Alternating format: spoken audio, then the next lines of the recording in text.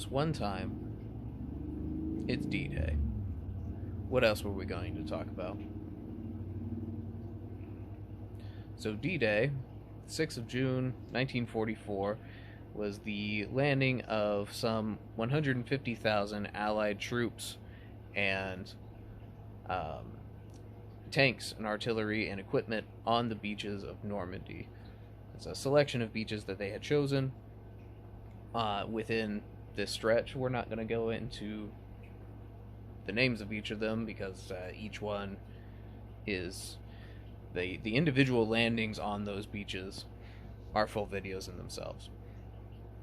So instead, we'll just think about this as the beaches in a large plural, and know that, as I said, 150,000 Allied troops, primarily American and British, were ferried over from the Great Britain to the beaches of Normandy to begin what was known as Operation Overlord. That was the Allied strategy to finally depose Nazi Germany. And the landing on the beaches themselves are known as Operation Neptune. So previously, the war hadn't been going very well. It was starting to pick up, though, and with the Soviet Russians pushing the Germans back after Stalingrad, combined U.S. and British success in Africa and pushing up into Italy. But they wanted to make yet one more front that the Nazis would have to compete with. And so an invasion of mainland Europe from the east, or rather the west, was the best solution. But they had to pick a good location to do so. They decided on Normandy because it was not easily accessible for a variety of reasons. It was not a location that the Germans would see as an obvious decision. And so, through several years of planning, several years of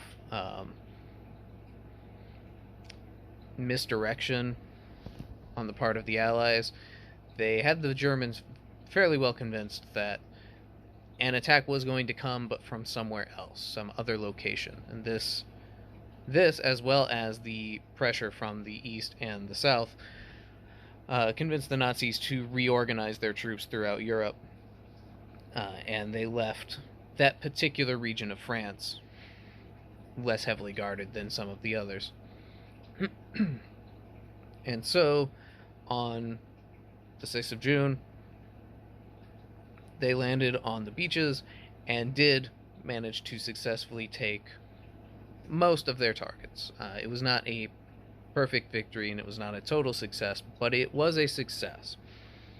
And what this allowed them to do is, now that they had a strong, secured foothold in mainland Europe on the east, they had a location where they could funnel in more men, more machines, more resources to then continue the war against Nazi Germany on mainland Europe. Thereby, between the 3 points, squeeze them in closer and closer and finally stamp them out.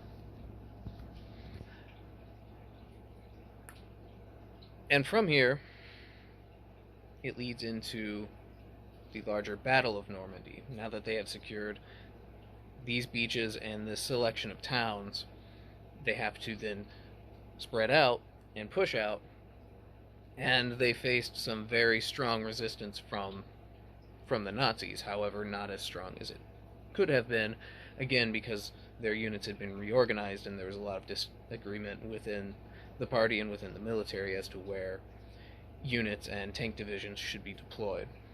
Again, ending up with that region of France less heavily defended than other locations.